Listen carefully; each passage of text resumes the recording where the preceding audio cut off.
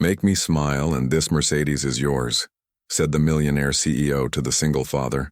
The first time Ethan Cole saw Scarlett Ashford, she was crying in her corner office at 3 in the morning. Not the delicate, photogenic crying of movies where a single tear traces down a porcelain cheek. This was the ugly kind, the kind that comes from somewhere deep and desperate, shoulders heaving with silent sobs that shook her entire frame, her forehead pressed against the floor-to-ceiling window overlooking Manhattan, her breath fogging the glass in ragged bursts. Below her, the city glittered like scattered diamonds, millions of lights representing millions of lives being lived in parallel, all of them unaware that 27 floors above, one of America's most successful young CEOs was falling apart. Ethan hadn't meant to intrude on this moment of private anguish. His shift at Ashford Technologies started at midnight sharp, when the glass and steel tower emptied of its daytime inhabitants, the executives with their corner offices and seven-figure bonuses, the middle managers perpetually terrified of missing their quarterly targets, the assistants who knew more about running the company than anyone gave them credit for. By the time Ethan clocked in, pushing his industrial cleaning cart through the marble lobby with its modernist sculptures and its wall of awards, the building belonged to people like him, the invisible workforce that kept the machinery of capitalism gleaming. The 27th floor was supposed to be empty. Always was. In the 6 months Ethan had been covering this section. The executive suite, 3 corner offices, a conference room that seated 30 around a table that probably cost more than most people earned in a year, and enough square footage to house a small family comfortably. Ethan had cleaned this floor 100 times, always finding it abandoned by 2 a.m., smelling faintly of expensive cologne and the particular anxiety that permeated places where billion-dollar decisions were made daily. But tonight was different. Tonight light spilled from the largest corner office, the one with Scarlett Ashford's name etched in platinum letters on the frosted glass door, and through that door, barely visible through the privacy glass, a silhouette that shouldn't have been there, a woman's shape pressed against the windows moving in the unmistakable rhythm of sobbing. Ethan froze in the hallway, his hand still on the cleaning cart's push bar. The cart's wheels had fallen silent on the plush carpet that marked the transition from common areas to executive territory. Every instinct screamed at him to turn around to come back later, to pretend he'd seen nothing. In 2 years of working night shifts across Manhattan's corporate towers, he'd learned that the cardinal rule of being invisible was staying invisible. You didn't interrupt. You didn't ask questions. You certainly didn't walk in on the CEO of a multi-billion-dollar company at her most vulnerable. But something about the desperate loneliness in her posture held him there, paralyzed between professional discretion and human compassion. He'd seen that kind of grief before, had felt it himself, knew its particular weight and texture, the way it could ambush you at 3 in the morning when your defenses were down and the world was quiet enough to hear your own thoughts screaming back at you, the way it could reduce you to your most basic self, stripped of all the armor you wore during daylight hours. He should leave. He should absolutely, definitely leave. Come back in an hour when she'd composed herself, when the mask was back in place, when they could both pretend this moment of raw humanity had never happened. He didn't leave. Instead, Ethan took a deep breath and pushed his cart forward. The wheels squeaked against the polished floor beyond the carpet, a sound that might as well have been a gunshot in the profound silence of the empty building. Her head snapped up instantly, and even through the dimness lit only by the city's ambient glow and a single desk lamp, Ethan could see her transformation. It was like watching a mask slide into place, so practiced it might have been surgical. The vulnerability vanished in the space of a heartbeat. The tears were wiped away with the back of her hand, smearing expensive mascara across skin so pale it seemed almost translucent under the fluorescent security lights that kicked on automatically with movement. When she spoke, her voice could have cut glass. "You're late. The cleaning crew finished this floor 90 minutes ago.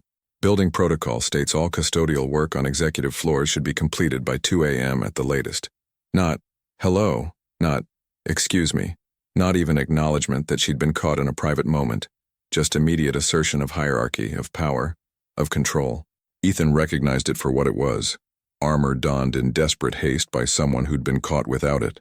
"I'm covering for Rodriguez," Ethan replied, keeping his voice neutral, unthreatening, the tone he'd perfected over 2 years of navigating spaces where he was both necessary and unwelcome.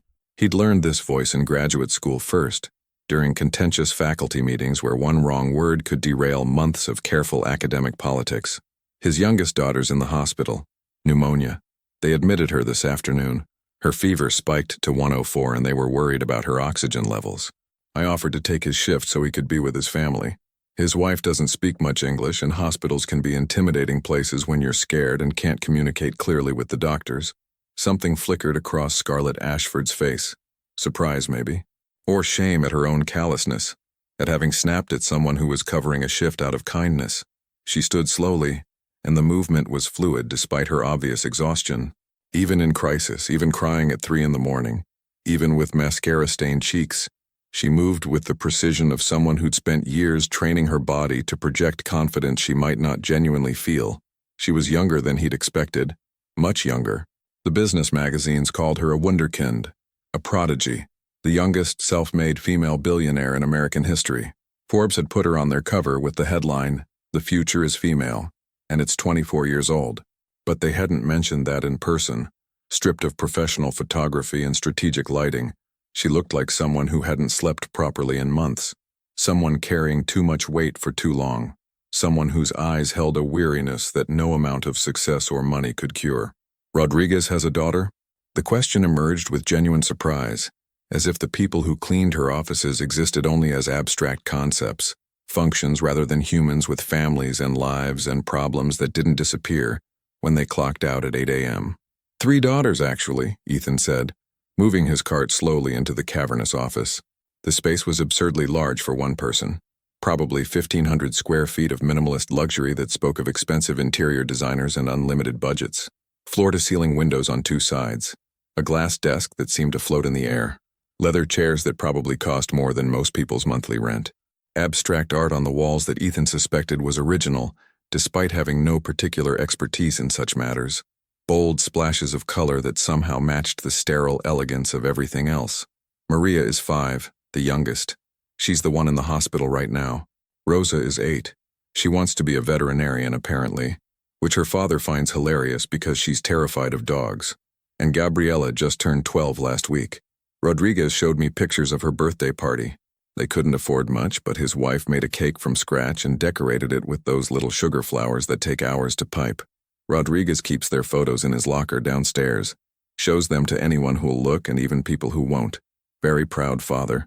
Scarlett walked to her desk, her heels clicking against the marble floor with military precision. Each step deliberate, controlled, carrying her back behind the massive glass surface where she could reassert her authority. "I'll have HR send flowers to the hospital first thing in the morning, and I'll arrange for all medical expenses to be covered under the company's Emergency Family Assistance Program. Rodriguez shouldn't have to worry about medical bills while his daughter recovers. We provide excellent health insurance, but even with insurance, hospitals can be financially devastating."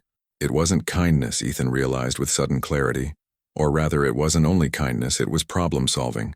A situation had been identified, variables had been assessed, and a solution had been calculated with the same mechanical efficiency she probably applied to mergers and acquisitions.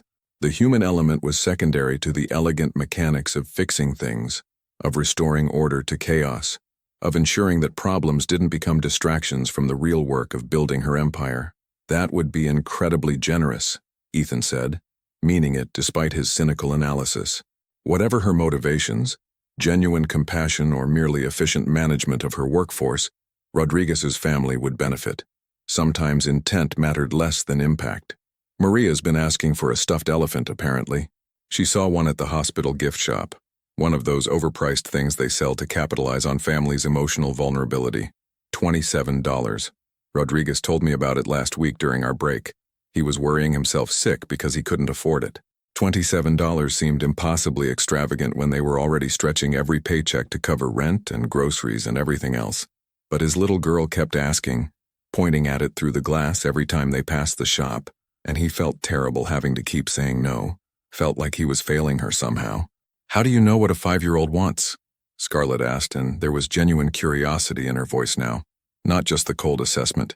"Because Rodriguez told me. We take our breaks together sometimes down in the service area on sub-level 2. It's one of the few places in this building where the cleaning staff and the security guards can just be human for 15 minutes without worrying about disturbing anyone important." Ethan paused, then added quietly, "Sometimes the smallest things matter most, especially to children." especially when they're scared and nothing makes sense and their whole world has been reduced to a hospital room that smells like antiseptic and sounds like machines beeping. Something changed in Scarlett's expression. The corporate mask slipped slightly, revealing the exhaustion underneath and something else, something raw and painful that she'd been holding at bay. Note taken: the flowers will include the elephant.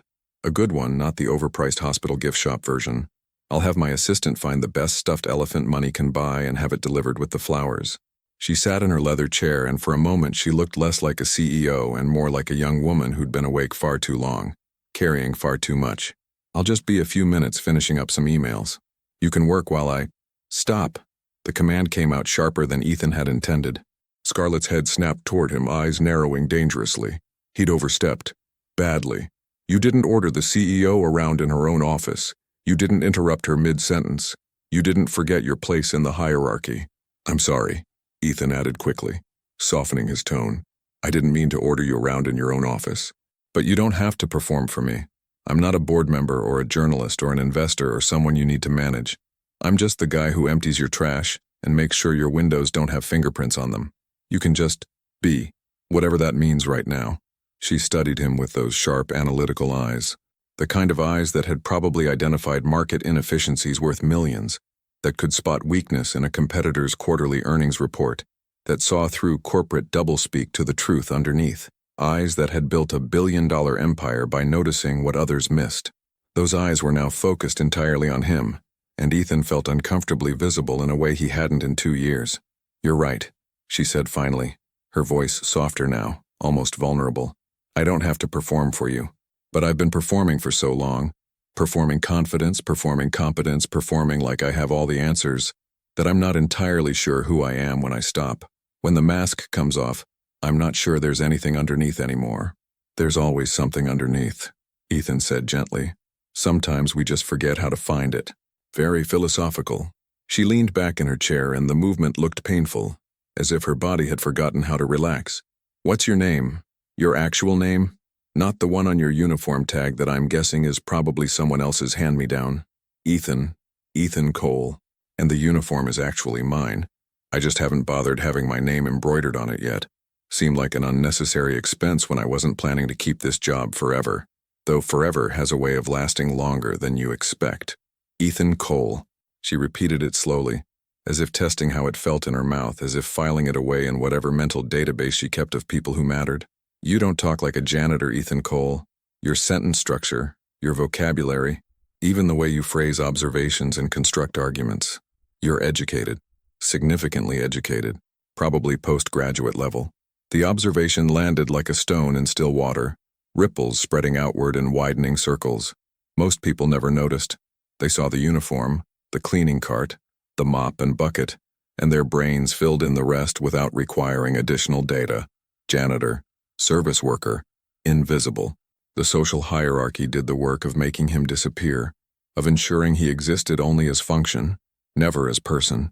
But Scarlett Ashford had built a billion-dollar empire by noticing what others missed, by seeing patterns where others saw only noise, by asking questions that revealed uncomfortable truths others were too polite or too oblivious to pursue.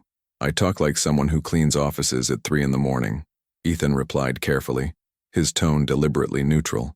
He'd perfected this deflection over 2 years of similar conversations, which is exactly what I am. Right now, in this moment, that's my entire identity. She smiled, but it wasn't a warm smile.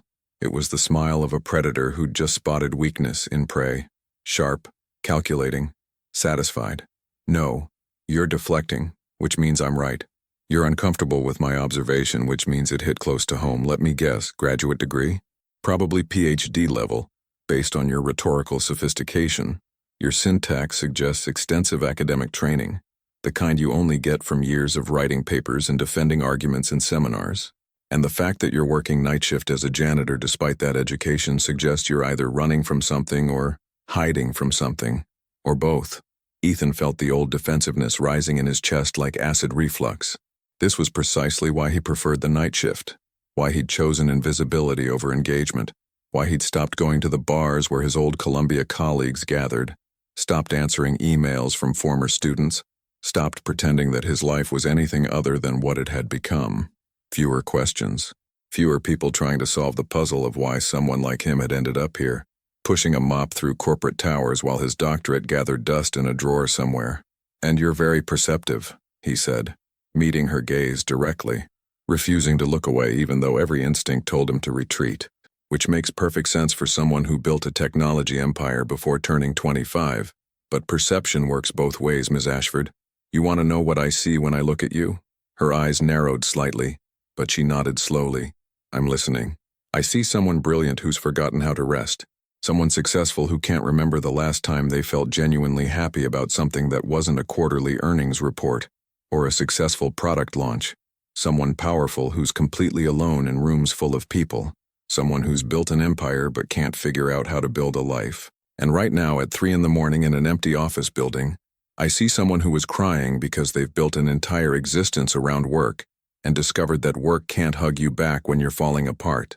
The silence that followed was electric, charged with tension and unexpected intimacy. He'd crossed a line, spoken to her with a familiarity that their respective positions absolutely didn't permit. The janitor didn't psychoanalyze the CEO. The invisible didn't comment on the visible. The service worker didn't presume to understand the inner life of the billionaire. He should apologize, should remember his place in the social hierarchy, should retreat back behind the safety of professional distance and appropriate deference. Instead, something reckless in him, some part that was tired of hiding, tired of performing invisibility, tired of pretending that 2 years of grief and education and loss hadn't fundamentally altered who he was, wanted to see if she'd flinch, wanted to see if his words would land or bounce off her armor harmlessly. She didn't flinch. Instead, she laughed. Not the polite laughter of boardrooms or the practiced chuckle of networking events where everything was performance and nothing was genuine. This was real laughter, surprised and genuine, as if the sound had escaped without her permission. It transformed her face completely, years falling away to reveal someone younger, softer, more human underneath all that corporate armor. For just a moment, she looked like what she actually was, a 24-year-old woman who'd been carrying the weight of the world for far too long. "You're absolutely right," she said, the laughter fading but leaving something gentler in its wake, something that looked almost like relief. "About all of it, every single observation. I haven't been home in 4 days. Can't remember the last time I slept more than 3 consecutive hours. My therapist, yes, I have a therapist, shocking revelation, says I'm pathologically avoiding rest and meaningful human connection. She says I'm using work as a defense mechanism against processing grief. As if rest and processing are things I can afford when there are quarterly earnings to manage and board members to satisfy, and competitors trying to steal market share every single day. Everyone can afford rest," Ethan said, his voice gentler now, stripped of the challenge. "The question isn't whether we can afford it. The question is whether we believe we deserve it, whether we think we've earned the right to stop moving long enough to feel what we're avoiding." Scarlett studied him with new intensity, her analytical mind clearly working through this new puzzle he represented. Philosophy major? Doctorate, actually. Phenomenology and existentialism. Kant, Heidegger, Sartre, Merleau-Ponty. Defended my dissertation 5 years ago at Columbia. It was about the nature of meaning-making in post-traumatic existence. Specifically, how humans construct purpose and identity after the frameworks that previously gave their lives meaning collapse catastrophically. He paused, surprised at himself for sharing this. "I was supposed to teach, had a tenure-track position lined up at Columbia, published papers in peer-reviewed journals, presented at conferences in Berlin and Paris and Oxford, the whole academic trajectory carefully mapped out like a GPS route to professional success. Was supposed to? What happened?" Her question was gentle, genuinely curious rather than prying. Life, death, the discovery that sometimes the theories you spend 7 years developing turn out to be completely useless when tested against actual grief, when the abstract becomes personal and the philosophical becomes unbearably real. Ethan pushed his cart toward the windows, beginning the familiar routine of emptying trash bins and wiping down surfaces. The physical work helped him think, helped him process emotion through action. "You mind if I work while we talk? I've got 12 more floors tonight, and if I don't stay on schedule, I'll still be here when the day shift arrives, which would be awkward for everyone. Do you always have philosophical conversations with executives you find crying in their offices at 3 in the morning? You're my first, actually. Most executives have the basic decency to fall apart in private, or to not fall apart at all. which is probably less healthy psychologically, but more socially acceptable in corporate culture.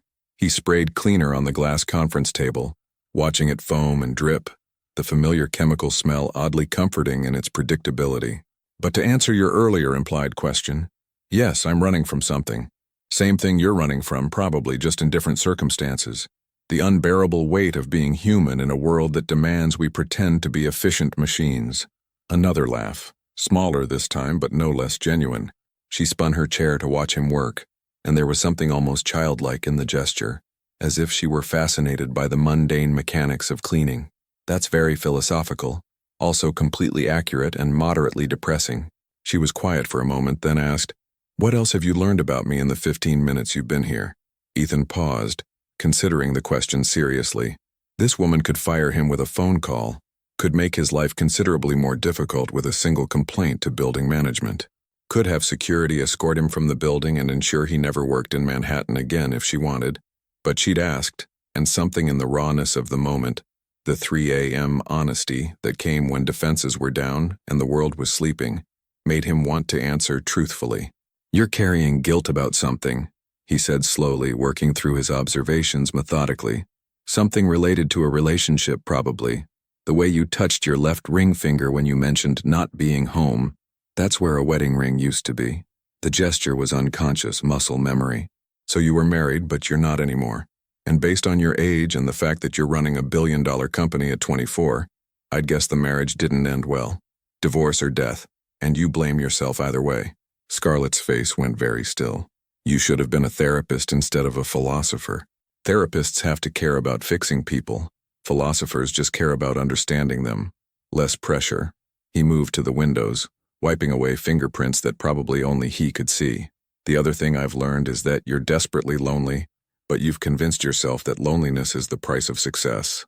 That you can't have meaningful relationships and a successful company. That you have to choose. And you chose the company because it's safer. Companies are predictable. People aren't. You're unnervingly perceptive for someone who cleans offices. I told you. People forget we exist. They stop performing when we're around. I've learned more about human nature in 2 years of night cleaning than I did in 7 years of graduate seminars where everyone was too busy performing intelligence to actually be honest." Scarlett stood abruptly, crossing to the windows where Ethan was working. Up close, he could see the exhaustion carved into her features like geological strata, layers upon layers of sleepless nights and missed meals and stress that had nowhere to go. "I was married," she said to the glass, to the glittering city below, to him, to no one, for exactly 8 months. His name was James. He was. She struggled for words. Uncomplicated. That's the best way to describe him. James never questioned himself or second-guessed his choices. He just existed in the world with this easy confidence that I envied desperately. When I was with him, I could pretend to be simple too. Could pretend that billion-dollar decisions didn't keep me awake at night. Could pretend that I was just a normal 21-year-old woman who wanted normal things. Did you love him? The question hung in the air between them. Scarlett was quiet for so long that Ethan thought she might not answer. When she finally spoke, her voice was barely above a whisper. "I loved the idea of not being alone. I loved how he made me feel less like a freak for being successful so young. But did I love him the way you're supposed to love someone you marry? I don't know. I was good at performing love, the same way I'm good at performing everything else. But I'm not sure I ever actually felt it." She turned to look at Ethan directly. "He died. Car accident on the FDR Drive 3 years ago. Drunk driver crossed the median at 70 miles an hour. James was driving home from the gym. He died instantly, which the police said like it was supposed to be comforting. Like instantly dead was better than slowly dead. I'm sorry." The words felt inadequate, but Ethan meant them. Everyone's sorry. Sorry doesn't change anything. Sorry doesn't bring him back. Sorry doesn't erase the fight we had the night before he died. Her voice cracked slightly. "We fought about this, about my work, about how I was never home, never present, always thinking about the company even when I was physically sitting next to him. He said I needed to choose between my marriage and my company. I told him that was a false dichotomy, that I could have both if he'd just be patient. He said he'd been patient for 8 months, and he was done. And then he left angry, and 12 hours later he was dead, and I never got to tell him he was right. Right about what? Right about everything. Right that I was choosing work over him, over us, over any chance at a normal life. Right that I was more committed to quarterly earnings than to our marriage. Right that I was using success as a shield against actually having to be vulnerable with another human being. She laughed, but it was hollow, bitter. You know what the worst part is? Even after he died, even after I spent months in therapy trying to process the guilt, I didn't stop, didn't slow down, didn't change anything. I just threw myself into work even harder because that's what I know how to do. That's all I know how to do. Ethan stopped cleaning and turned to face her fully. Here's what I think, he said carefully. I think we're both carrying guilt that doesn't belong to us. You didn't kill your husband by missing dinner reservations or working late or being ambitious. I didn't kill my fiancée by not somehow magically knowing she had an undiagnosed heart condition. But we've both turned their deaths into proof that we don't deserve happiness. We've both decided that grief is our permanent state, and anything else is betrayal. Scarlett's eyes widened slightly. Your fiancée? Caroline? She died 2 years ago. Collapsed in our apartment one morning while making coffee.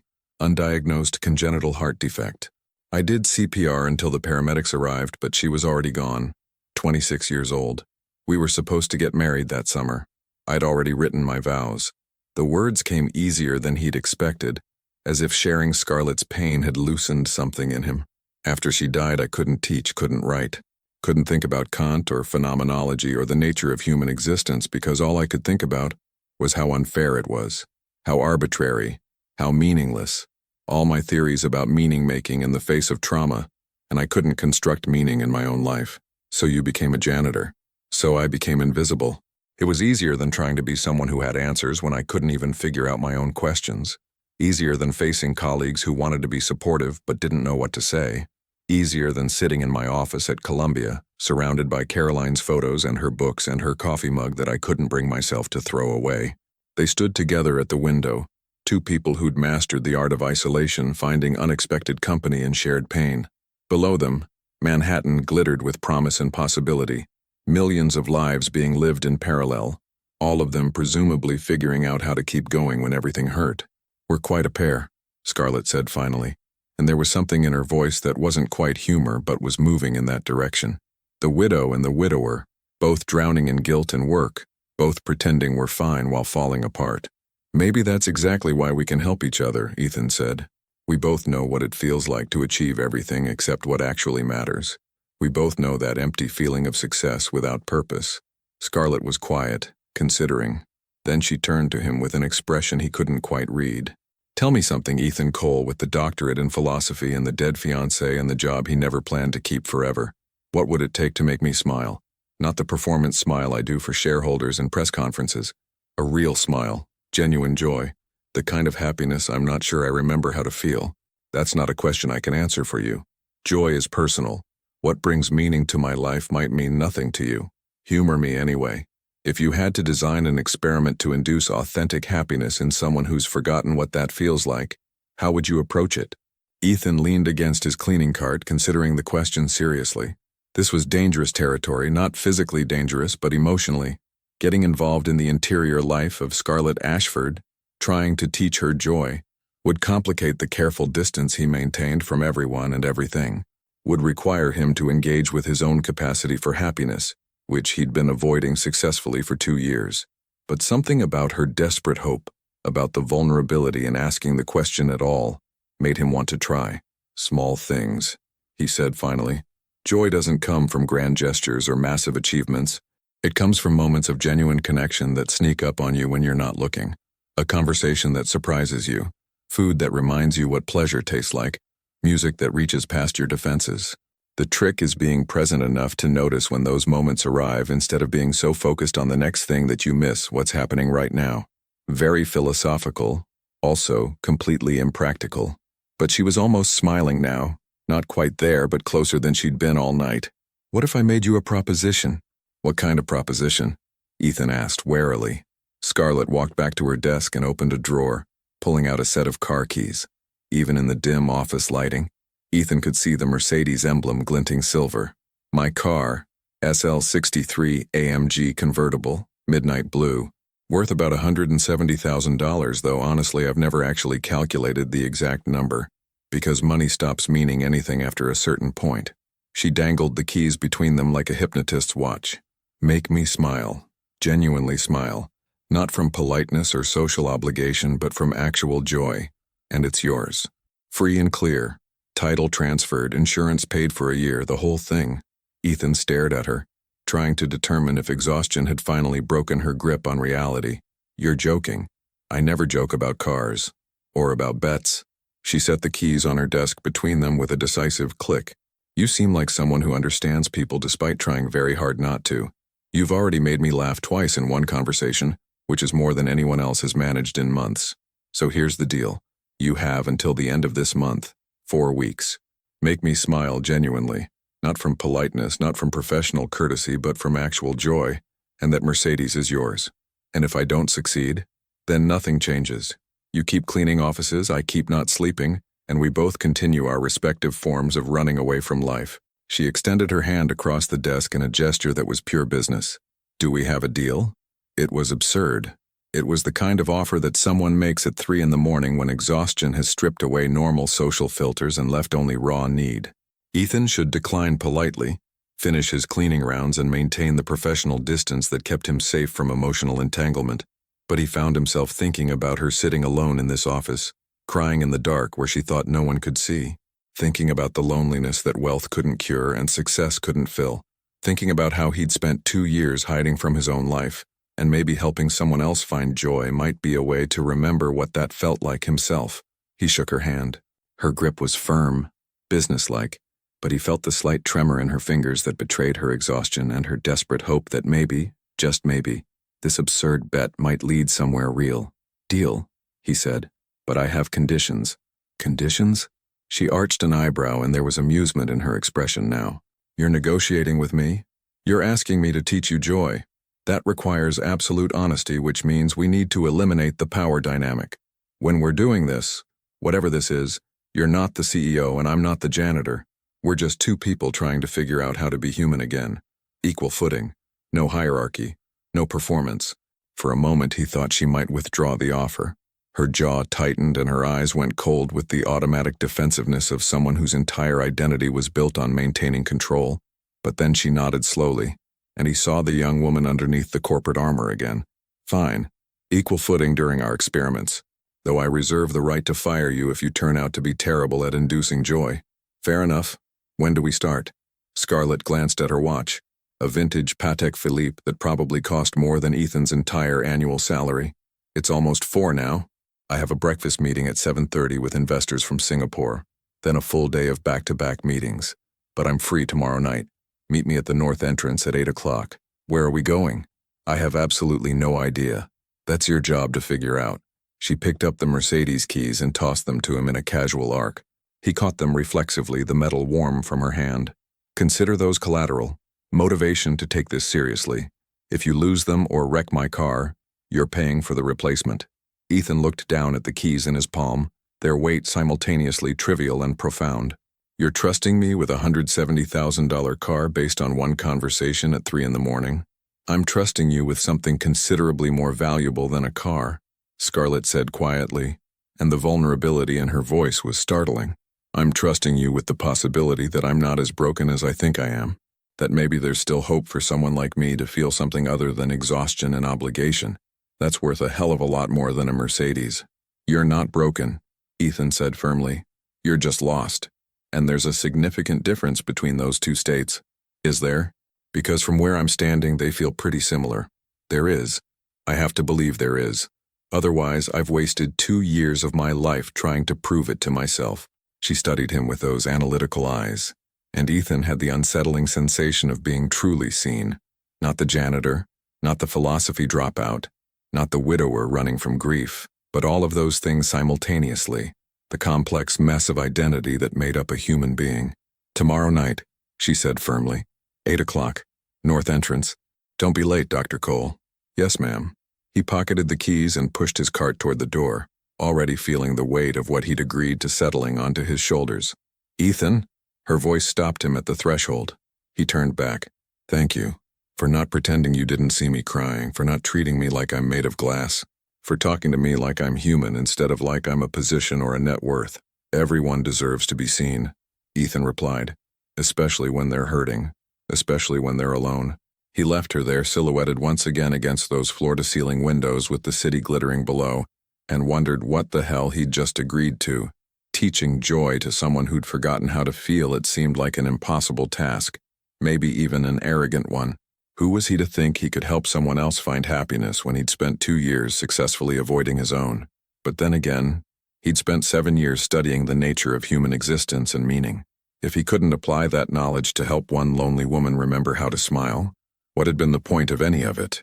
The Mercedes keys felt heavy in his pocket as he pushed his cart to the elevator, already planning tomorrow night's experiment in authentic happiness, already hoping he wasn't about to fail spectacularly at something that mattered more than he wanted to admit.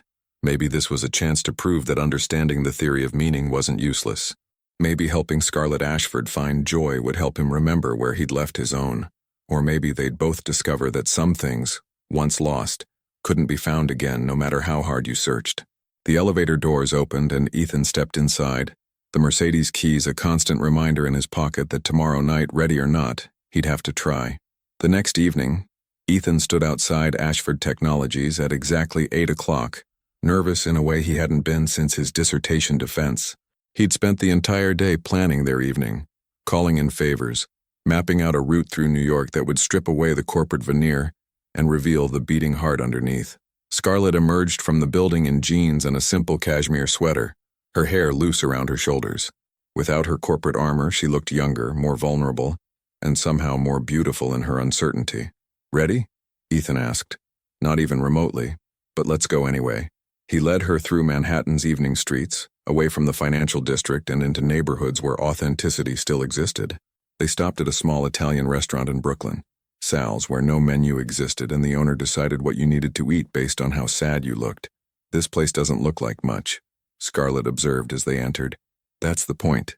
Sometimes the best things are the ones we almost miss." Sal himself approached their table, took one look at Scarlett and declared, "You need pasta, real pasta, and wine, and to stop thinking so much."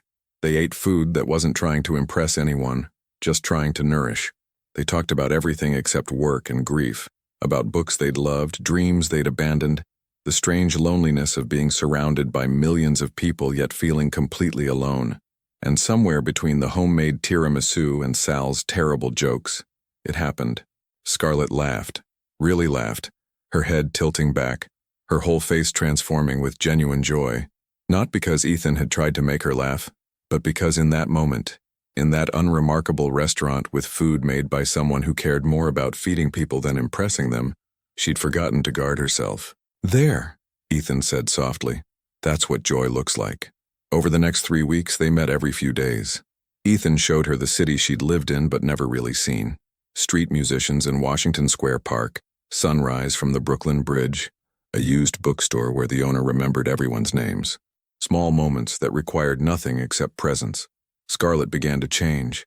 The exhaustion in her eyes softened. She started delegating more at work, trusting her team, leaving the office before midnight. She talked about her late husband without the crushing guilt, about her company without making it her entire identity. And Ethan changed too. Helping her remember joy reminded him that he was allowed to feel it himself.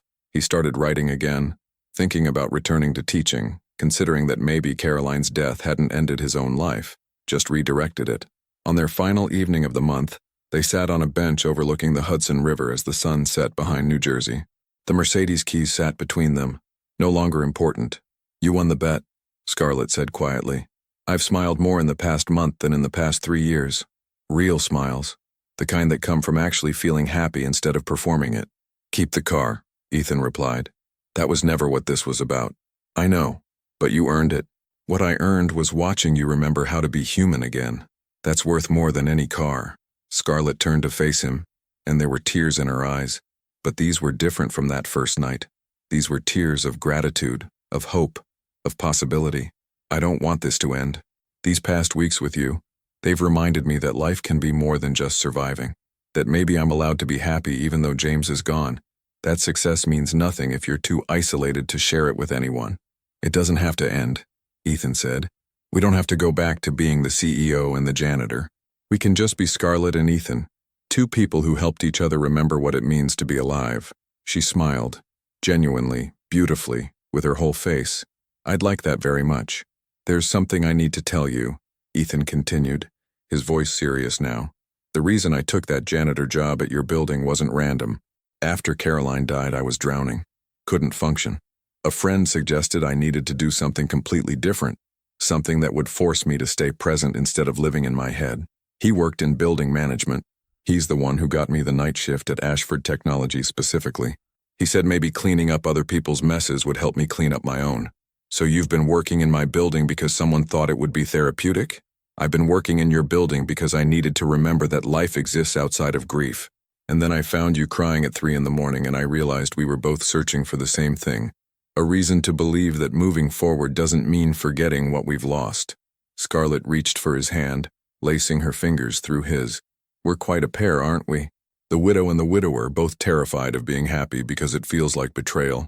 Maybe that's exactly why we understand each other. We both know that love and loss aren't oppositions. They're part of the same equation. They sat in comfortable silence as the sun finished setting, painting the sky in shades of orange and purple. The city hummed around them, indifferent to their small moment of connection, but that indifference felt peaceful rather than isolating. I'm going back to teaching, Ethan said eventually.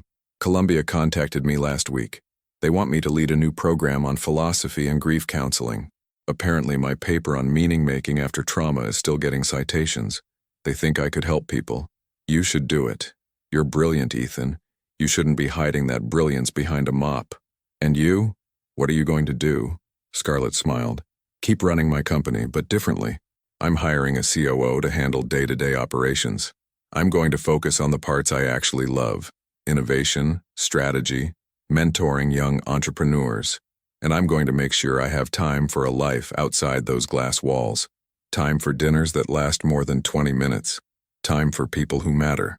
Am I one of those people who matter? She turned to him, her eyes bright with possibility. You're the person who taught me that mattering isn't about net worth or quarterly earnings, that sometimes the most valuable thing we can do is simply show up for each other. So yes, Ethan Cole, you matter very much. He kissed her then, soft and tentative, and she kissed him back with a fierceness that spoke of months of isolation ending, of walls finally coming down, of two people deciding that maybe, just maybe, they deserved another chance at happiness. When they pulled apart, both were smiling, the genuine, unguarded smiles of people who'd forgotten how to pretend. The Mercedes is still yours if you want it, Scarlett said. I don't need a Mercedes. I just need more evenings like this. That, she said, leaning her head against his shoulder, can definitely be arranged. 6 months later, Ethan stood in a Columbia lecture hall, teaching a seminar on existentialism and grief. Scarlett sat in the back row, listening to him discuss Heidegger's concept of being toward death, with the same passion he'd once used to explain the importance of small moments. After class, as students filed out arguing about authenticity and meaning, Scarlett approached his desk. Professor Cole, she said with mock formality. Excellent lecture. Ms. Ashford, he replied, matching her tone. Shouldn't you be running a billion-dollar company? I delegated. Turns out the world doesn't end when I'm not personally managing every detail. She kissed him quickly. Dinner tonight? I found a new place in Queens. No menu, no pretense, just good food made by someone who cares. Sounds perfect. As they walked out of the building hand in hand, Ethan thought about that first night in her office, about how two broken people had found each other at 3 in the morning and decided to try healing together, about how sometimes the most valuable things in life aren't the ones we plan for. They're the ones that sneak up on us when we're vulnerable enough to let them in. He still had the Mercedes keys in his desk drawer, not because he wanted the car, but because they reminded him that the best bets are the ones where everyone wins. Scarlett had learned to smile again. Ethan had learned to live again. And together, they discovered that grief doesn't have to be a permanent state. It can be a passage to something deeper, something more authentic, something worth surviving for. The city stretched out before them, full of possibility and promise, and for the first time in years they both felt ready to embrace it.